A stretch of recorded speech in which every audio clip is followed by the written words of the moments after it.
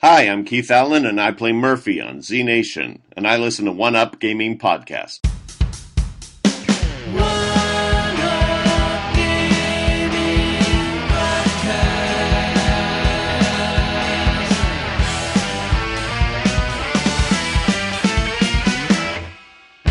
the One Up Gaming Podcast, hosted by David, Sean, and Zach.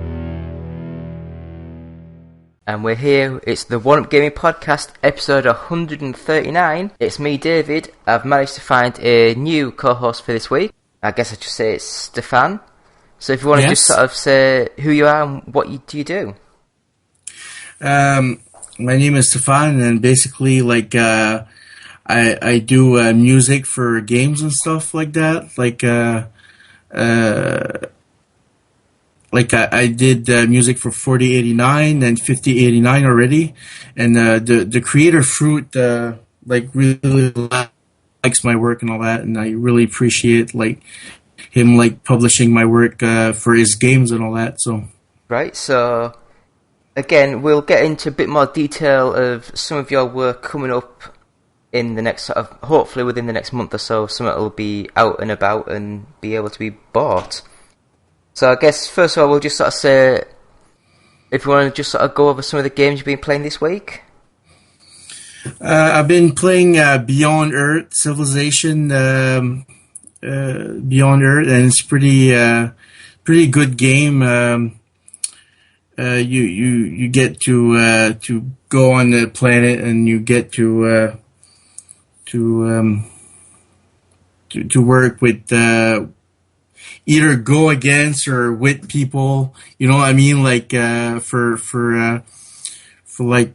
Playing the game, you I know it's hard to explain the game, I guess, because it's kind of complex a bit, but it's pretty nice game, it's you get to fight aliens and all that, it's invading your territory, and yeah.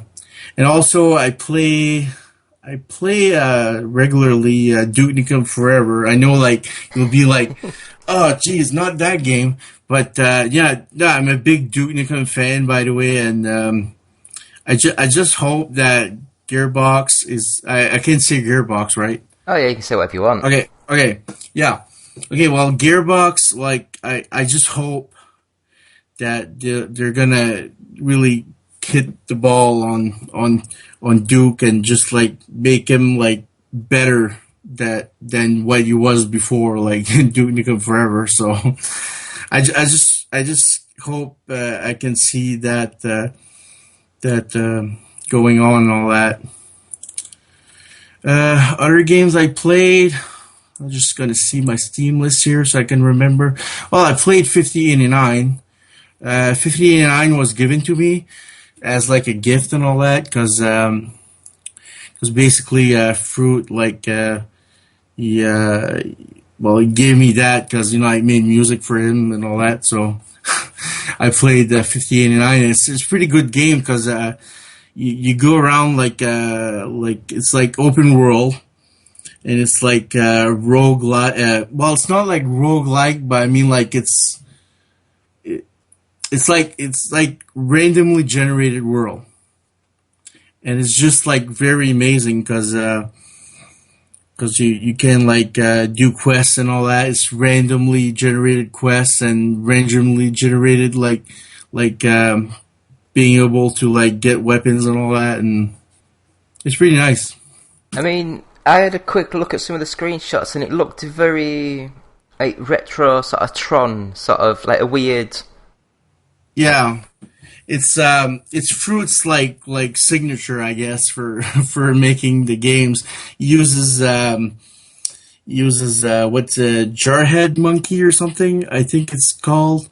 I'm not sure, but it's a Java program engine that basically uses to make his game with. So yeah, so I mean, do you actually know the difference between, as you say, the older one and the newer one? Is there much difference, or? Well, the older ones, the 3079 you basically did it with you're basically like a human being, like going on the planet, and there's like different aliens and all that. It's not robots just yet, but something happens that I think like Zax or something, like he dominates the planet, and in 3089, like they basically revamped the whole thing, that basically like the robots are dominating the planet or something. I'm really not sure what the story is just yet, but I should like read it more into it or something. But then 4089, which is where I started making music for, that's like really different. It's like you're on the Overlord's spaceship, and your goal is to get to the end basically and kill the Overlord or something, I guess. So, and 5089's is it's like 3089, but it's like different, like because it follows the story and all that, and you have like different weapons inside, and you have like the time warp, I think it's inside too, and other things that change the look and feel and all that of the game. So Right.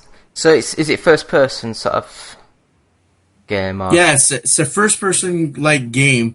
You can like fly vehicles if you want to, like you can go around like shooting robots, doing anything like you wanted basically, and anything you want in the open world game basically. So it's kind of like Grand Theft Auto with robots or something, I guess. But So I mean, I guess I'll just have a quick sort of say what I've been playing. And, I mean, I've recently just got a PlayStation 4, so I'm getting all the free PlayStation Plus sort of games. oh, that's good. And I downloaded Helldivers, which is a twin-stick shooter, top-down, but it's very, very, very hard. And I think they've overcomplicated things, because you've actually got, like, a crouch button. So, like, certain enemies, they fire out, and you've got, like, duck underneath the weapons, and... I think they made it a bit too complicated for its own good. Yeah.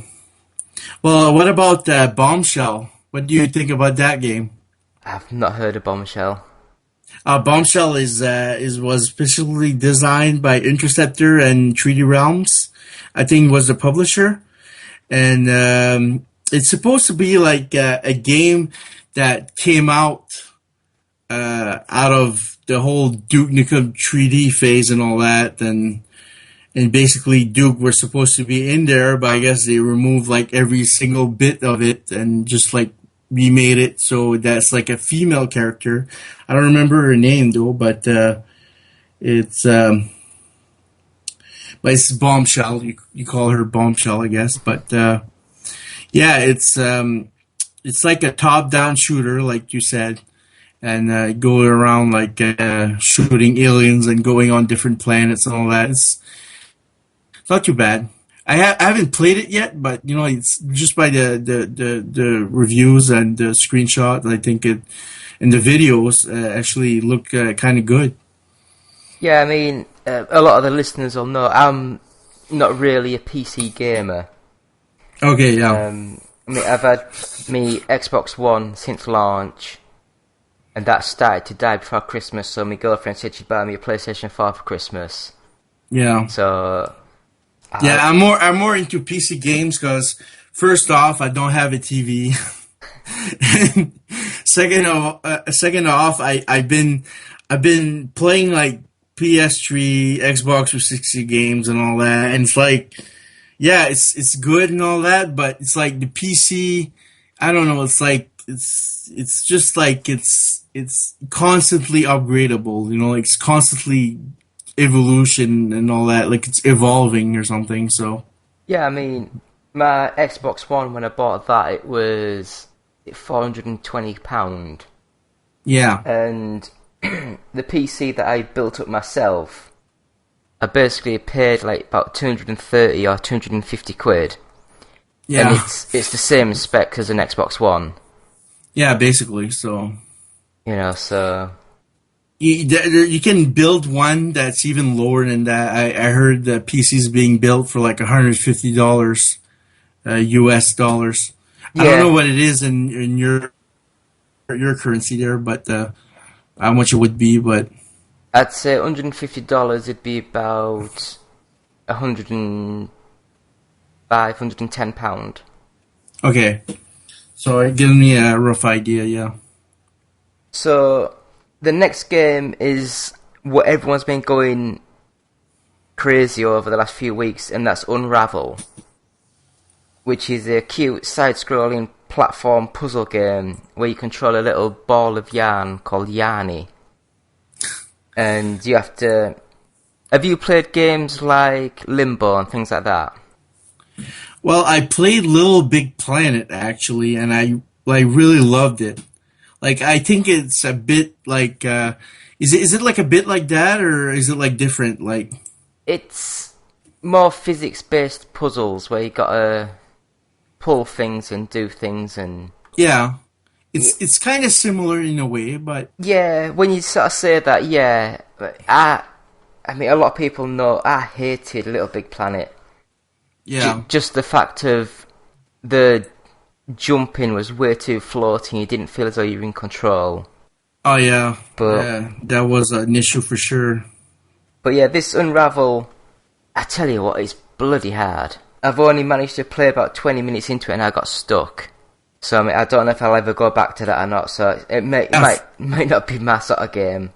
And I mean, the last two games, again, the PlayStation Plus sort of games, Nova 111, which is a weird game, and the last one was Nom Nom Galaxy.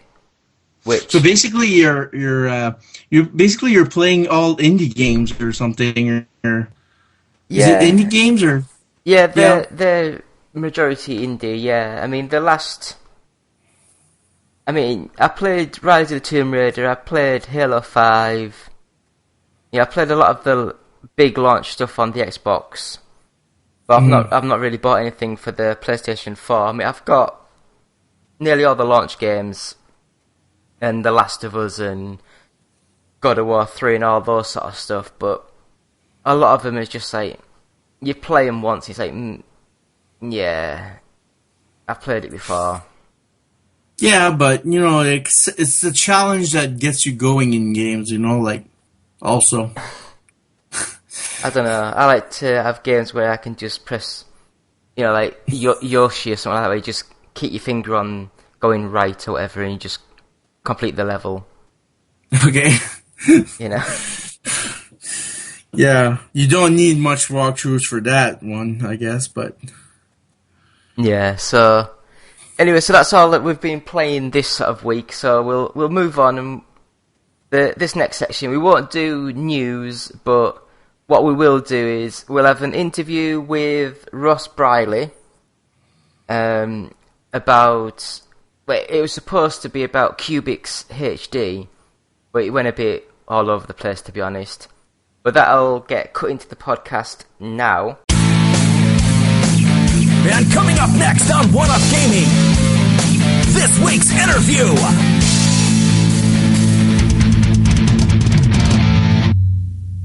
We've got a quick interview sorted, so first of all, it's just me, David, with Matt. Hello. And we've got special guests. I was just sort of like looking at your name there, and I was like, I went to school with someone called Brierley. All right. Yeah. Wasn't the same person, because you're like much further south than what I probably am. But yeah, so we've got Ross Brierley. So first of all, if you just want to say like basically who you are and what do you do? Right, I'm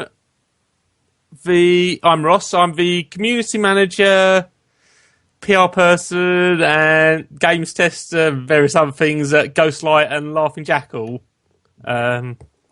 We publish Japanese games on PC and on console, and we also develop our own games as Laughing Jackal. Right, so... That's a lovely skill range you've got there. Yeah, I've done pretty much everything. Helped in the warehouse. Wow. You're the handyman of the group. Dog's body, I think, but Yeah, fair enough. I was going to say one man doing PR and game testing. That just sounds horrible.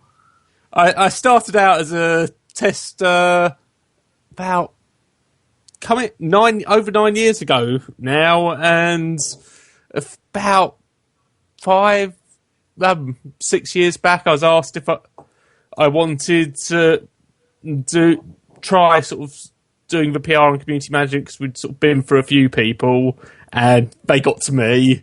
I wasn't hugely keen at first. It's like, socialising, can't be having that, but it's like, try it for a month, and so I sort of did shows winning, and I kind of enjoyed it, so I've sort of stuck with it ever since. Fair enough. So you've been with Laughing Jackals since 2006, then? January 2007, I think I joined. Oh, right. So not that long after they actually founded, then. Yeah. They were 2005. They were founded in 2005. Yeah, it was pretty soon after.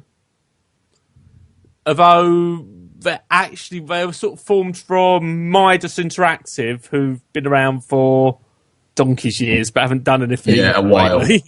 Ghostlight came from them as well, so they're both sort of spun off from that. Oh, nice. Oh, it's good to have you here, and obviously we're going to be having a bit of a chat about Cubixx, because it's an incredible game. Because I was the one that got, I took the code for the 1UP team, and I actually really enjoyed it. Cubixx HD is a fantastic, albeit horrendous game, because it makes you want to kill people. I can definitely see that. Yeah. It's one of my favourite Laughing Jackal games. I mean, it was sort of the first non-mini Laughing Jackal did and put out themselves back on PS3, and that would have been 2010, 2011 or something like that. 2011, yeah. And now, for 5 years later, it's come to the PC. Yeah, it's not. It was very nice going back to it, 'cause I'd kind of forgotten how much I actually enjoyed playing it, because I hadn't really looked at it about 4 years. It's like, I remember this. I have to ask though, why the nearly half-decade gap? It was a combination of a few things. First of all, it was, I think, one of our favourite Laughing Jackal games. I've always kind of wanted to do something with it, but we've never quite had the time. But with Ghostlight sort of being in between a couple of projects, and there not being something new on Laughing Jackal's plate at the moment, we sort of had a gap. So we sort of decided, why not do it now? Well, that makes sense. So I'm presuming that you were one of the poor people that had to test Cubixx HD originally. Yep, I was. I was one of the two main testers on that. I think it was. How much of your hair did you pull out? Well, I've certainly got a lot less now than when I started testing it. So yeah, it's a tough game. Actually, my most challenging mode to test was 7 players, just because trying to get enough PS3 controllers. Yeah, I imagine so. I think the worst one for me was line attack, simply because I kept getting to the stage where I had one that was going all around one side of the cube, and you had that horrible moment where you were trying to go round the enemies, but at the same time you didn't want to if you touched yourself, you die, obviously. And yeah. I kept crashing into myself or crashing into something else, because they kept you can't quite predict where they're going to go, and that's why it makes it a little bit more tense, because you can almost tell where they're going to go, but there's always a random aspect that just makes the shift to the side, and I spent about half an hour just trying to do line attack. At which point, on the leaderboard, because obviously I was doing this just after it was released on the PC. Yeah. And on the leaderboard, I think I got to number 1 actually, and I don't know if I'm still there, but I did get to number 1. Yeah, line attack is brutally hard to get the really high scores. I was terrible at it.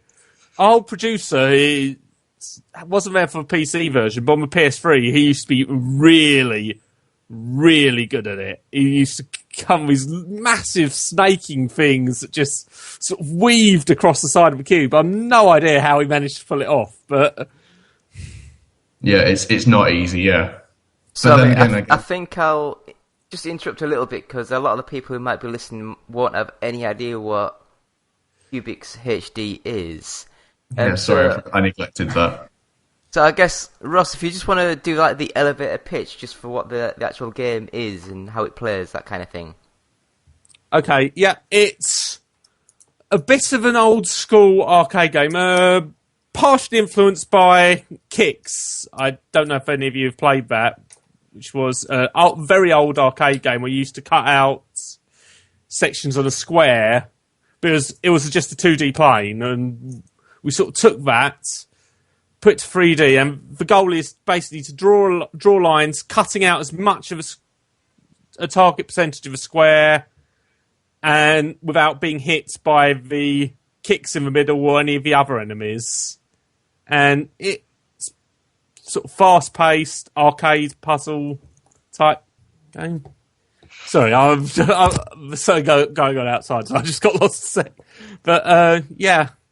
Because I mean, I've not played Cubixx, but I think when you said Cubixx, I think that's the game I used to play. Oh god, was it on the Spectrum I used to play it on? Oh wow! Quite possibly, it is a very old game. There's a few other arcade games that were also sort of mixed in, but Cubixx I think was sort of one of the major influences. There's two games that sound similar. One where it's like on a flat plane with grids. You got to go around each square to like knock them out, sort of thing. And then one that you're on about, I think you actually draw your squares on the screen, and if an enemy hits it, it doesn't count. And you got to try and cover the whole screen up. I compared it to Snake when I was reviewing it, because it was the idea that it was something that was ridiculously addictive, simplistic, and yet it worked very well as a game because the mechanics meshed so neatly with this idea that people were going to come back and again and again and again to keep getting a higher score. So I didn't play Cubixx, but I have played a lot of Snake, and I have spent far too many hours trying to complete that game. So it was the idea of I don't know. It really worked well with Cubixx because on an aesthetic level at least, it looked fantastic. And then once you got into actually playing the thing, you suddenly realised that it's not as cutesy and nice as it appears, which was a nice front. I'll give you that. It was a nice disguise. We do seem to be quite good at getting that.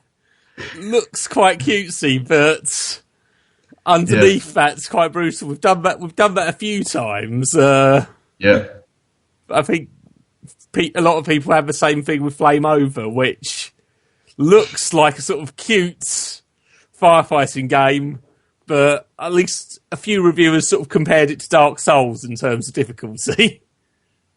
Wow, that's a claim and a half to make. I've just remembered that was the game that I reviewed, and I absolutely adored that game. Excuse me, I'm just going to take a moment to look this up, because you said Dark Souls, and I immediately want to know what this is now. It's a firefighting simulator. But it's absolutely brilliant. Okay. That sounds awesome. But Cubixx is fantastic, and it really is something that it's not even. I wouldn't even class it as a time waster. It's a time absorber, because you can't really waste time in that manner, because it's just so much fun. So, I mean, I guess we'll get into some of the questions then. So I guess I'll ask, first of all, are you actually happy with the new games that are reception? Yeah, reviews have been very positive, both from the press. I don't think we've actually had a bad one yet. And last I checked on Steam review as well, there weren't a massive amount of reviews, but all the ones on there were positive as well. So people do seem to be really enjoying it, which is always nice. So if you want to text the next one, Matt? Yeah, sure. Just give us a sec. Pardon me for a second. My internet is just not cooperating. David, please take the next one. It's not working. Okay. So is there anything that came about which you didn't expect with this new re-release? Not really. It was actually a really, really straightforward port. It took us, I think from the point I first saw a build, it was 4-5 weeks until it was ready. I mean, I think there were builds before I saw it, but it went really smoothly. That's always good to hear. That's something I wanted to ask actually. How did you go about altering the formula that Cubixx used originally? How did you kind of make that your own? I think the first thing was putting it on a cube, so you've got the multiple faces and the combo system as well, meaning you sort of keep switching over faces to try and build your combo up and your score through that. Yeah, was sort of the basis of what made it the original Cubixx, which was a mini. So yeah, a bit different, and sort of made it stick out a bit more. And then with Cubixx HD, we had a lot more, quite a few different enemies, because Cubixx didn't really have very many. Well, it only had the kicks in the middle. It didn't have the other things we've added, and they changed up the game from line chasers, which sort of mean you can't just sit off on the side somewhere and wait because you'll die. I do that a lot. Because the line chasers, seekers, the actual Cubixxes themselves, there's mini ones that go with them that you can kill, and then there was one more that I forget the name of. But it's that sort of variety that really helps the gameplay, because it makes it a lot more intense. I found myself trying to just escape the line chasers just by trying to box out the tiniest little box ever, just to move around the map. Yeah, but sort of creating little forts in the corner, so you've got somewhere to... Yeah, pretty much. Yeah, rest. It's horrendous. The line chasers kill me an awful lot, because I sort of get to the side, switch off, stop paying a bit of attention, and then suddenly one's sort of whiz round the outside and gets me. Yeah, I think it was stage 9, maybe 10. I think it was stage 10 actually, where you spawn on a cube, and then all around on every single edge there's 3, and it's just, I was just looking at it going, that's not fair. Just looking at the cube and going, well, that's just not fair. But it really does add challenge. It's brilliant. Yeah, the more of the cube you cut away, that face of the cube you cut away, the faster they come round as well. Yep. So if you've only got this little bit left, it's really hard getting through that. Do you plan on, as a studio, making other nostalgia reboots, as it were, in the future? We have been thinking of porting some of our other Laughing Jackal games theme. It's going to be very much as and when it fits in with our other games, but we'd certainly like to bring some of them. Vibes would be a good one, I think. I really quite enjoyed Vibes. That was a sort of rhythm game.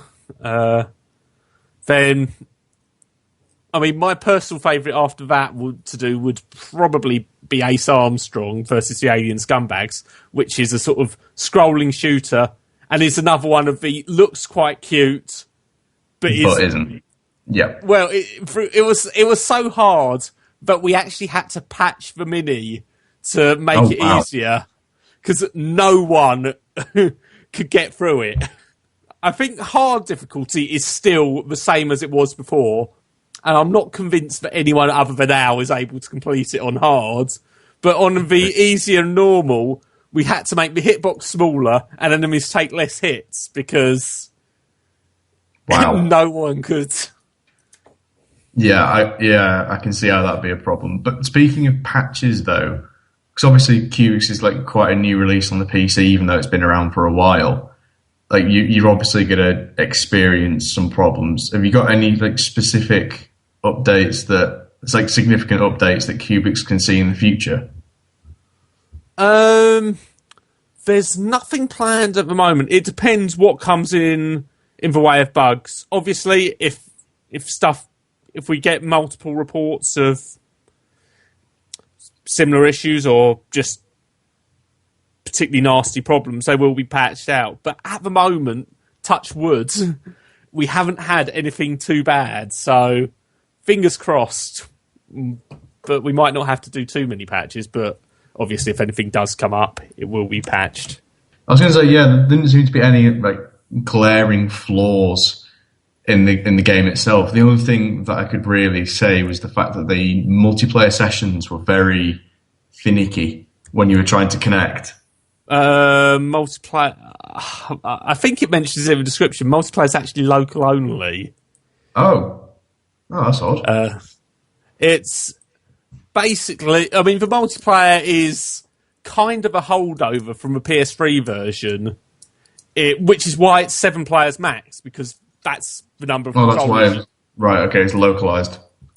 Yeah, it's local multiplayer only. I think it does say that in the description, but I think we added that to the description sort of a few days before release and before it wasn't quite clear. Oh, right, okay.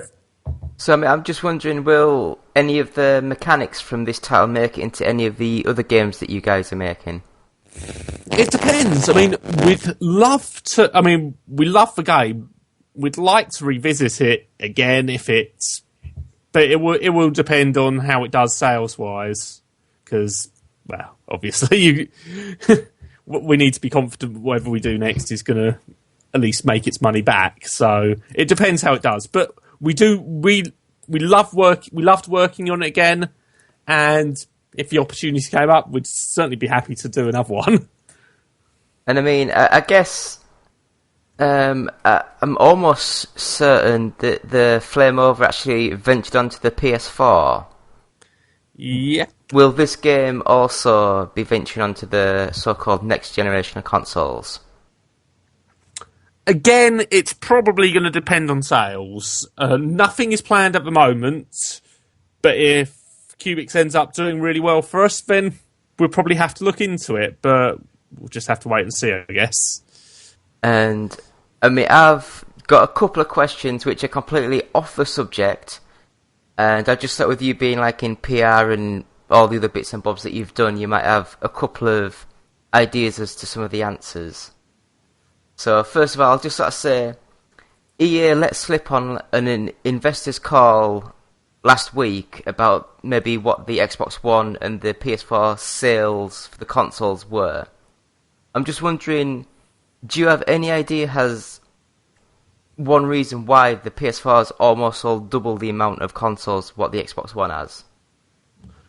I mean, I don't have any particular insider insight. I've got my own sort of pet theories. I mean, I think a lot of it was just a much stronger, clearer launch for the PS4 than the Xbox One, which things seemed a bit sort of unclear exactly what their policies were with used games, and there's certainly an emphasis on the Xbox One's non-gaming functions, whereas PS4 was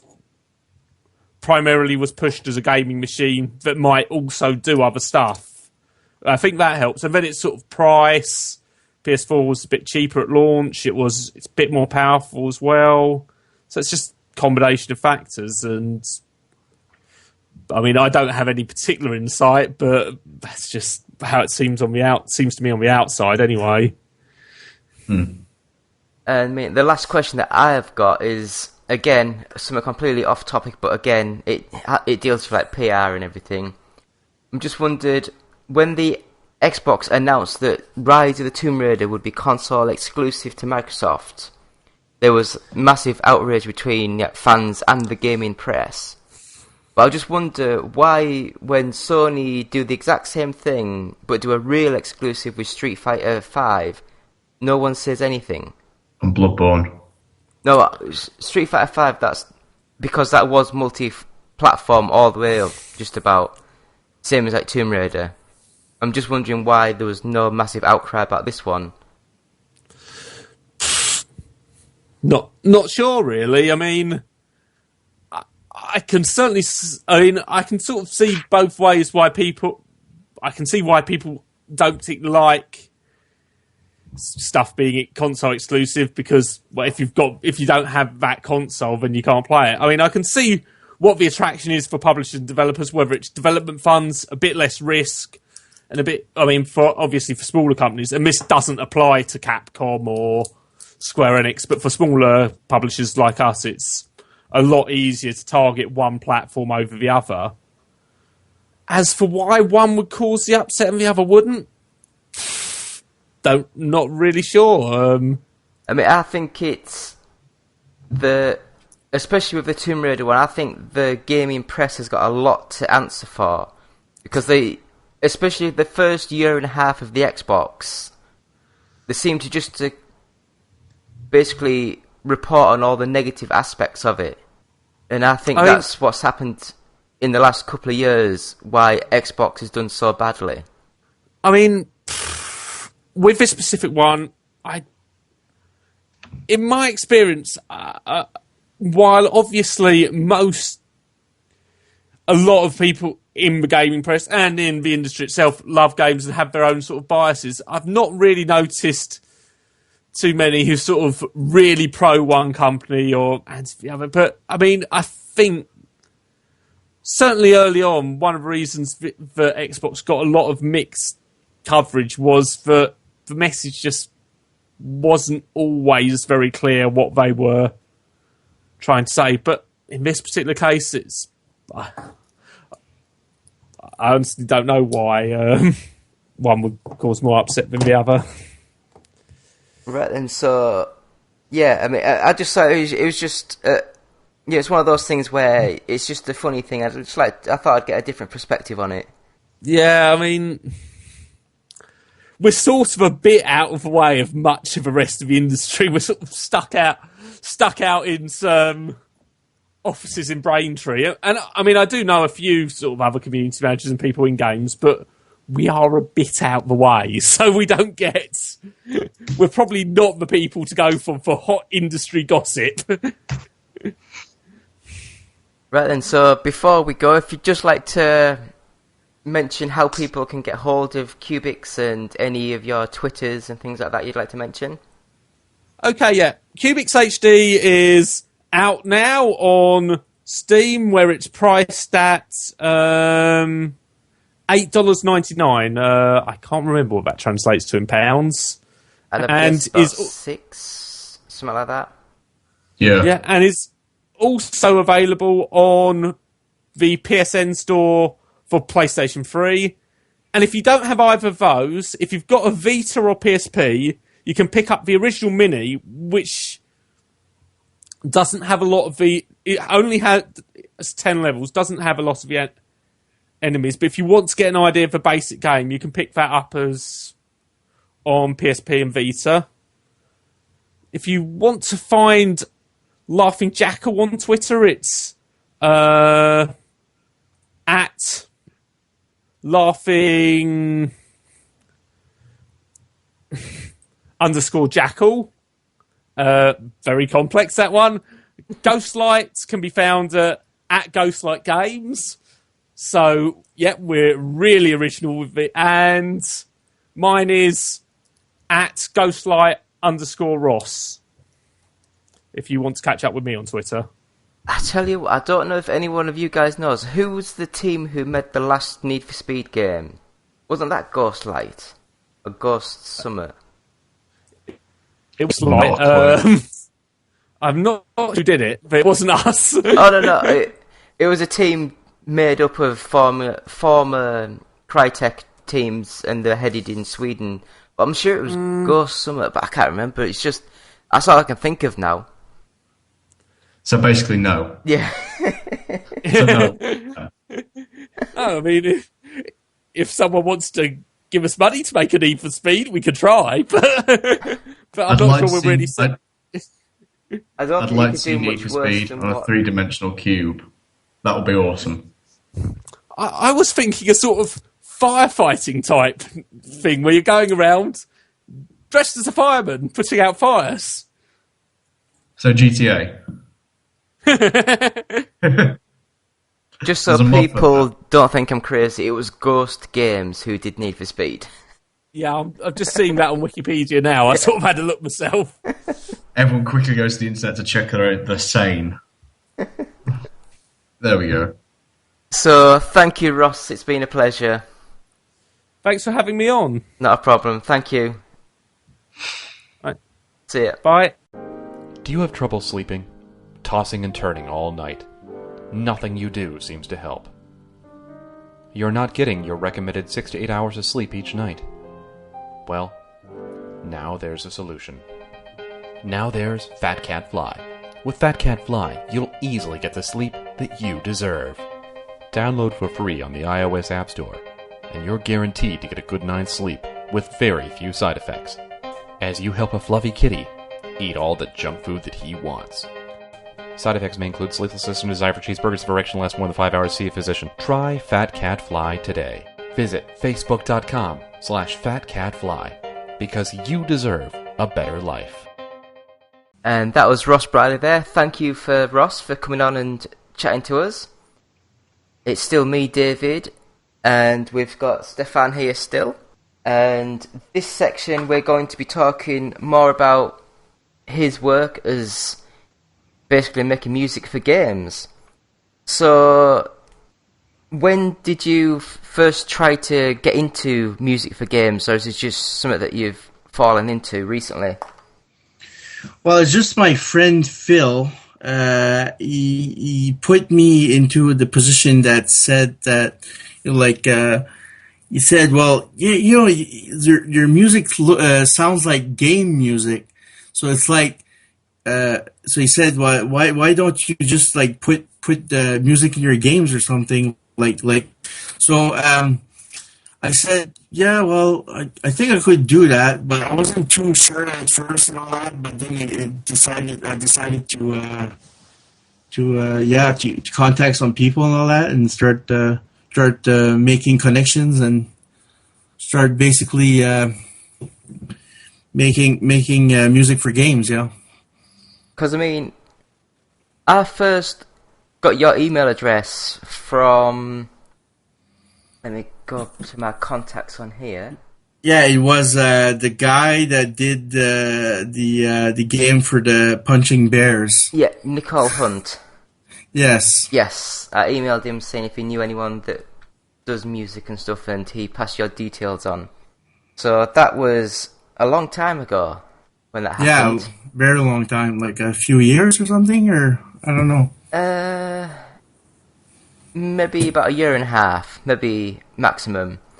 Okay, but yeah. Unfortunately, what we were planning on doing, that kind of fell through when the main star of the show who'd agreed to do it stabbed someone, and I think they're now in prison. Okay. So, I don't know if it actually is or not. I haven't really looked into it. You know, Dustin Diamond. Okay. The guy who played Screech in Saved by the Bell. I think I know for a fact he stabbed someone on New Year's Eve last year, I think it was. But I don't know what I don't know what happened to him after that, but yeah, so that kind of fell through after all that. Yes, I imagine so. But it was very expensive. He wanted £7,000 to do like 20 minutes voiceover work. Well, I could tell you somebody could John St. John for the guy that did Duke. I don't know like how much he would charge, but I'm sure he would probably been open to do voice acting and all that. So Yeah, and then it was like, if I wanted to get the animation done somewhere in America, they wanted about $60,000 to do 60 minutes worth of animation. oh yeah, it's a big industry. Like, oh geez, I seen like the how the Family Guy is being created and all that, like behind the scenes, and it's like they have to send like they have to send all their work to Korea, South Korea, and then they have to like constantly communicate with them to make sure they have everything up so that they don't waste any time, and they create all the content and then they send it back to America. So Yeah, because when I emailed around, I found an Indian company who said they could do the same sort of thing for about $7,000. yeah, So it was a lot cheaper, but still, it's very expensive when... yeah, I know.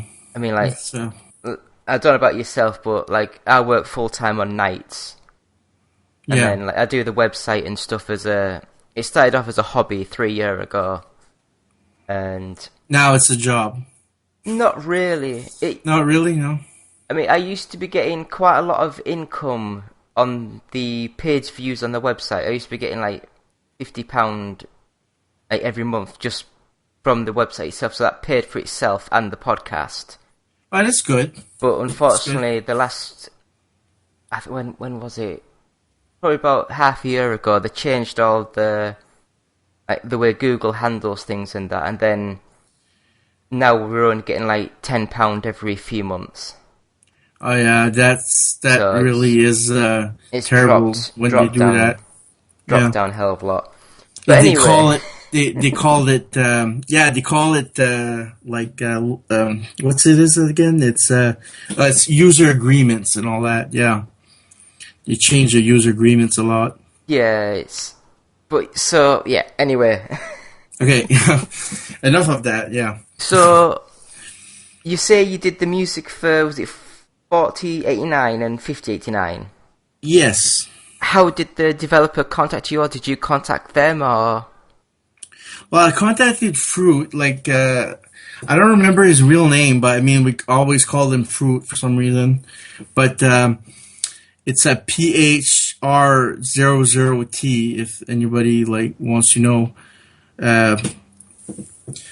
I just contacted him and said like, okay, like I have some music. Would you like to like hear it and all that? And he was like, yeah, sure. We should. I could hear it and all that. And I guess he was like looking for a cheaper way or like that to like put his music on the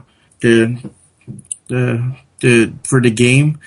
But I just decided to like just make it for fun, and he basically said, okay, I can't, like he doesn't pay me much, like, but it's really rewarding because it's like you're just like producing music and putting it out there, putting your name out there, and it's like really opening doors for me. Yeah, So, that's the thing. It's like, it's all right, sort of like people saying, oh, I've got this mate of mine, he's absolutely brilliant at producing music, but he's got none of his music's anywhere to listen to. At least if you're getting your music out places Yes. for people to see, Yeah. you can point And them towards it. I have another game I made completely. I made all the music for it, and I finished it and I sent it to Italy. It's a guy from Italy. He's called Stefano, believe it or not. And yeah, his game is about Little Sister's Tree. It's a derivative from a retro game called Little Sisters. I think it was played for the Commodore 64 or something. Now he wanted to do it for the Ouya, but now the Ouya is like destroyed completely. Like it's terrible that, you know, like Razer just like bought it and all that. I mean, it's good that, you know, they kept the dream alive and all that, but, you know, I just hated the fact that they removed support for like hardware and left us Ouya owners with nothing to do.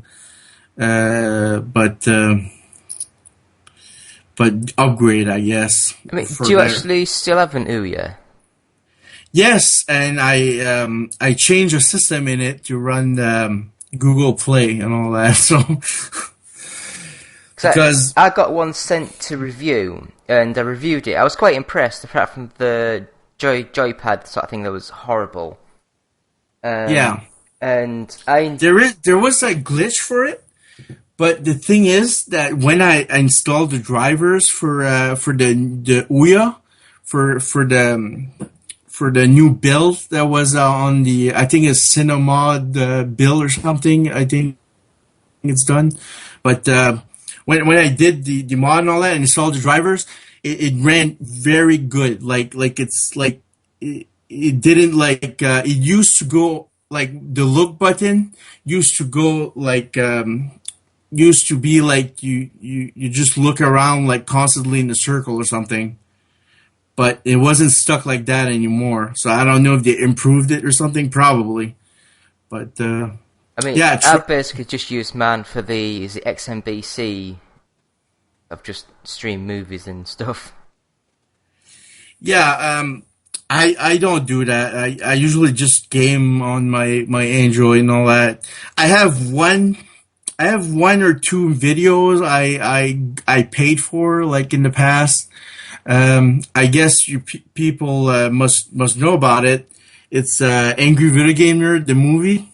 Yeah, I've heard of it, but not seen it. Yeah, it's DRM free, by the way. If you buy it from Vimeo, I bought it a while ago, like when it just came out. Like I bought it like a few days after. And I got it DRM free, and I think it's still there on DRM free for GOG also, Good Old Games. So yeah. So you say that you've done the so how much sort of music was involved in those two games? The first game was about like 12 songs, and Fruit basically made like put pretty much all of them in the 4089 one, but the 5089 one is just like 1/4 of what I created for him, and I don't know why he doesn't want the other songs, but I guess he must have felt it wasn't good for the game or something, because at first Fruit wanted to build like basically you go like underground and all that, and you have to like save yourself from going, because like you're there's like an accident happens, and then like you go down this hole and you have to climb back up out of the hole and all that, and it was something different than what you had in mind for 5089. So, but now it just like developed itself into like a version 2.0 of 3089. So right. So would you sort of say the music that you've done for that games, was that the pinnacle of what you've done so far, or have you got other bits and bobs lying around which you're more impressed with?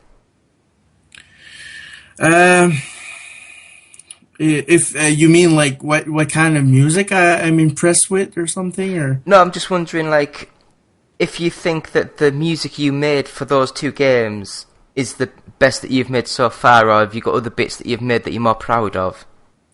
Yeah, there's other bits of music I'm more proud of. I sent you a few songs, I believe, that I'm really proud of, that because I'm just listened to it, and it was like similar to what EDM kind of artist creates like these days. But those I put more efforts into it, and more love and more passion into it. So probably that's why it came out really good, because I made it for myself, and I took the time and liberty to create as much as I could into their song, and it it basically turned into more of a masterpiece than I thought it was going to be. So I guess we'll basically say what me and you are basically together to do, and we are planning on releasing a music CD. Well, I don't think it'll be a CD, but it'll be like an album on iTunes and Spotify and Google Play and all multiple of other sort of services. And I have had an email back from a distributor who they seem to be quite happy to allow us to go ahead with the plans. Basically, we send them the files, they upload everything, get it all authorized and sent up to Apple and Google and all the others. And then, as soon as either someone buys it or plays it or streams it, they pay us the money straight out into the bank. They take a small percentage for doing everything for us. But other than that, I think we're all about ready to go. We've got about 15 bits of music to sort of like go through and try to order and take things out that we're not quite happy with. But we're hoping to get about 15 sort of like bits of music on the CD. If anyone does graphic design and they'd like to have a stab at doing an album cover, please contact us at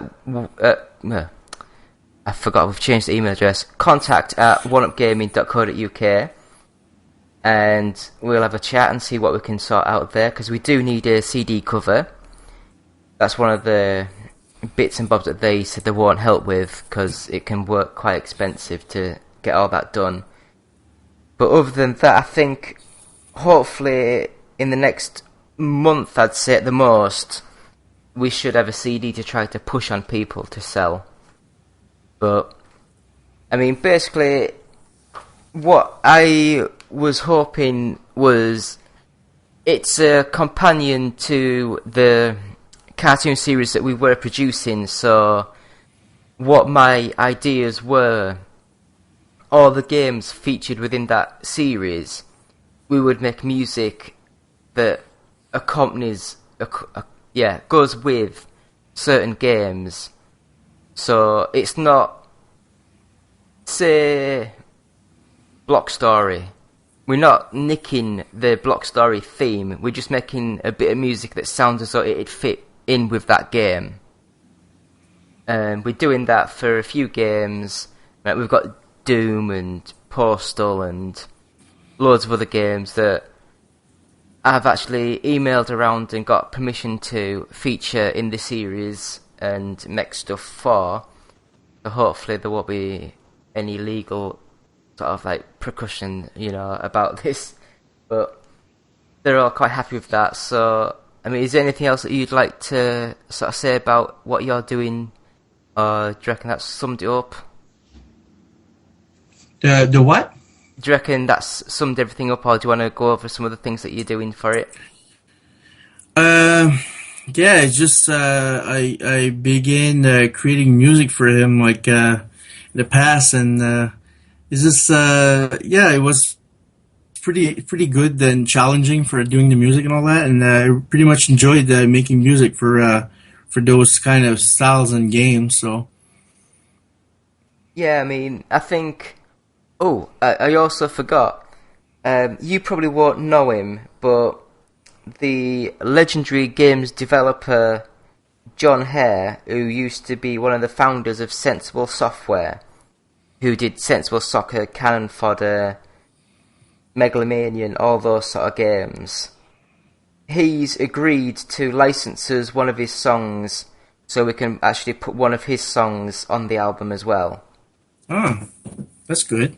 So, yeah. I was just thinking we can actually have on the cover of the album featuring Sensible Software's John Hare. Would be kind of funny if that sells the album completely just because of that. But it's pretty good that you got a feature like that. Yeah. So, I mean, like I said, we have to pay him a percentage of every album sold, but I thought it's just to get a biggish sort of name on there, and he's never released any of his music able to buy. So hopefully people might buy it just for that sort of song. Because in the UK and I guess Europe, it is still quite a big name in Sensible Soccer. Yeah. So I guess that'll do for this week's podcast. We've been jabbering on for quite a while now. I guess about an hour, I'd have a guess in total with the interview. So, I mean, I guess please go visit our website, which is oneupgaming.co.uk. You can sign up and help us on Patreon, which is patreon.com/OUG. If you want to buy any of our t-shirts, go to bluecyborg.com and just search One Up Gaming. You get t-shirts and mugs and things like that. If you want to get 10% off at customcontrollersuk.co.uk, just go there, and as you're done your order, there'll be a little box with discount code. Just put One Up Gaming, all one word. And if you want 5% off at funstock.co.uk, again, it's exactly the same with a discount code One Up, all one word. We have Amazon links on the website. So basically, just click on that, takes you straight to Amazon. You order whatever you want to order. And because Amazon knows you've come from our website and we're advertising Amazon, we get a small percentage of each sale. If you want to contact us, you can do it via email or Twitter. On Twitter, it's OUG Official. Our email is contact@oneupgaming.co.uk. We have Facebook and YouTube. Just search One Up Gaming or go onto our website and click on the tabs at the top of the screen. We have an official Twitch page, which is twitch.tv/OUG Official. And the podcast itself is on Podbean, iTunes, and loads of other podcast site scripts, whatever you want to call them. Please subscribe to us and give 5 stars, positive feedback. Helps us with the people are searching and rankings and things like that. More the better. I'm thinking of giving away my copy of, I can't remember what it was called now, Sebastian Loeb Rally Evo for the PS4. So I might do a Twitter giveaway within the next couple of days when this goes up. So look out for that. So just follow us on Twitter, OUG Official. I might give that away in the next couple of days. So it's been me, David, saying thank you all, goodbye, and it's also been Stephane on his first time on the podcast. So if you want to just... First time on any podcast. So before, do you actually have a dedicated website to your music, or is it just like Facebook or something they can contact you on? Yeah, it's soundcloud.com/infinite 0100. But I think I did. My Twitter is Surat72. Yeah. Yeah. Oh, I'm already following you. Okay. Yeah. Right then, so, I mean, you cut out a bit in the middle of that, but I'll just cut that out and then go back on to when you gave your Twitter again. But yeah, so just if anyone wants any music work done, just tweet him. It's probably the easiest way to contact you. And any game developers that want some music done, again, just contact him. I'm sure he'll have a chat with you, see what he can do. So it's been the two of us with episode 139, saying thank you and goodbye. Thank you. Hey guys, Justin here. I just wanted to say that I've been thinking about you. I've been thinking about you a lot. Yes, you in particular, in that way. And I wanted to say, I think you're great. I've always said that about you. And I was wondering, if you think we're great, if you could give us a quick rating on iTunes, we'd really appreciate it. It would really, really help us out in that, podcasty sort of way. And if you're feeling particularly festive, perhaps even a little saucy, maybe stop by our Patreon page at www.patreon.com/OUG and see if you can't slip a few bucks our way. After all, every little penny or whatever space money they use in Europe helps out the show. Thanks for listening. OUG Gaming will always be free, but with your support, we can always move forward and always be better.